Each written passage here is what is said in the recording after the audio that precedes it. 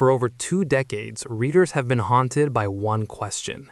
What happened to Benjen Stark? Where is he in the books? Benjen Stark was the first ranger of the Night's Watch, the most experienced tracker north of the Wall, a man who knew the lands beyond better than almost anyone alive. How can someone like that go missing without a trace?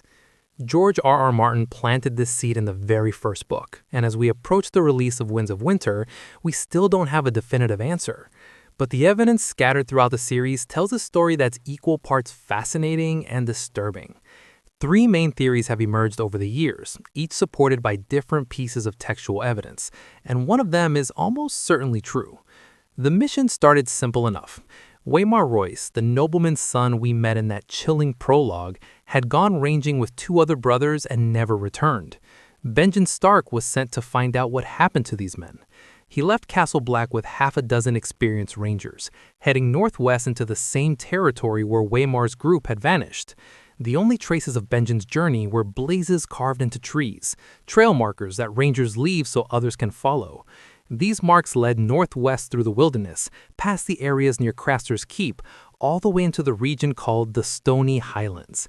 And then they just stopped. Every trace of Benjen Stark and his men simply vanished into the winter air. 6 months after Benjen disappeared, 2 bodies showed up near Castle Black. Both members of Benjen's ranging party were discovered near the grove of weirwood trees where John and Sam would later take their Night's Watch vows. Ghost, John's direwolf, found them, and right from the start, something was off about these corpses. Sam examined the bodies and noticed they hadn't died where they were found. In fact, they'd been dead for quite some time and had somehow made their way back to the wall on their own. Their eyes were blue, their flesh was cold, they were whites. So Benjen's party was attacked in the Stony Highlands. The others found them, or they found the others. At least 2 of Benjen's 6 companions were killed and turned into whites. That leaves Benjen and 4 other rangers unaccounted for. And this is where the theories start to split, because we simply don't have enough evidence to know for certain what happened to the rest of them. The first theory is the darkest one, and it's what most of the Night's Watch believes by the end of the published books. Benjen Stark is dead.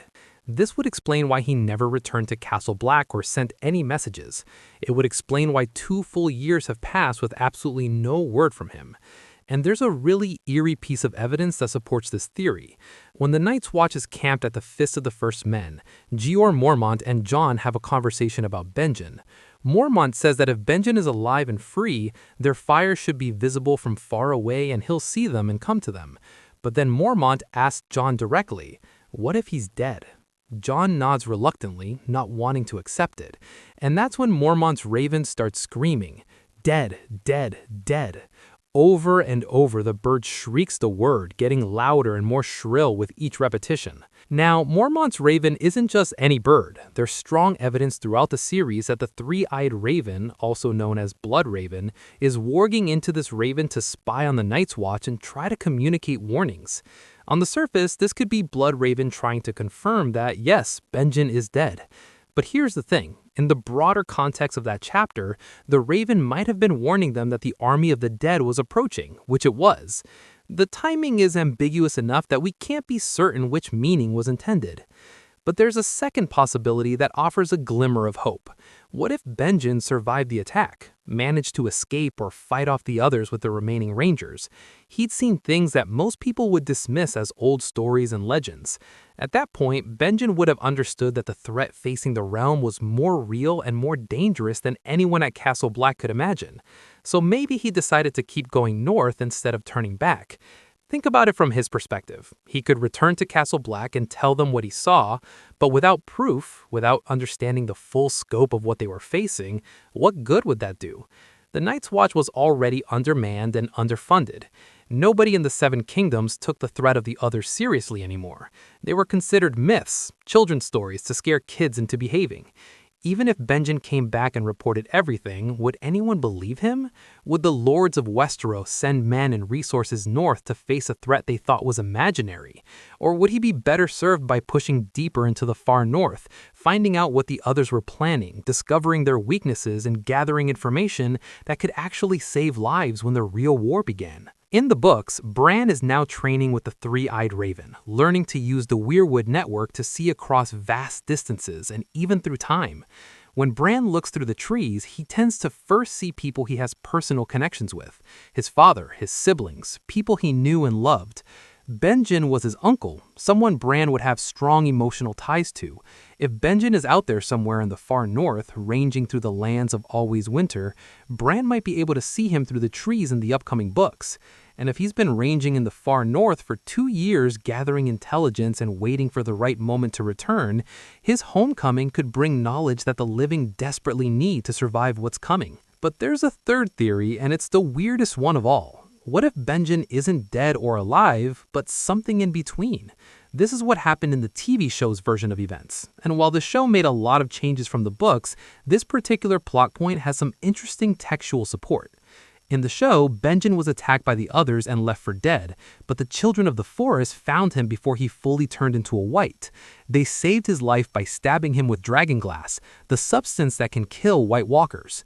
This dragonglass ritual left him in a weird half-undead state, alive enough to think and act independently, but changed by the magic, unable to pass back through the wall due to its protective enchantments. He became a kind of undead ranger, neither fully alive nor fully part of the army of the dead. Now, the show didn't pull this idea completely out of thin air. They were adapting and merging elements from the books, specifically relating to a mysterious character called Cold Hands. In the books, Cold Hands is this enigmatic figure who shows up to help Bran and his companions north of the Wall. He rides an elk, he's clearly dead or undead, he doesn't breathe, his hands are black and cold. He's described in ways that suggest he's not among the living anymore. But he's not a mindless white either. He can think, talk, and act with purpose. He seems to be working with the three-eyed raven and the children of the forest, and significantly, he claims to be a former brother of the Night's Watch. For years, fans speculated that Cold Hands was Benjen Stark. It made perfect sense on the surface, a Night's Watch ranger who disappeared beyond the wall, now appearing as this undead Alper who's still loyal to his vows in some way. The timeline seemed to work, the mystery lined up perfectly. But here's where things get complicated. George R.R. Martin actually shot down this theory directly. In a rare note to his editor that was photographed and shared online, Martin explicitly confirmed that Cold Hands is not Benjen. The editor had written a query asking if they were the same person, and Martin wrote back a simple no with an explanation that Cold Hands died long before Benjen was even born. Beyond that, there's other clues in the text that support this. When Bran meets Cold Hands, he doesn't recognize him. If this were his uncle Benjen, even transformed, Bran would surely have some recognition, some sense of familiarity, but he doesn't. Cold Hands is a stranger to him. So what actually happened? I guess we'll have to wait for the winds of winter to know for sure. Until then, Benjen Stark remains out there somewhere in the frozen north, dead, alive, or something in between.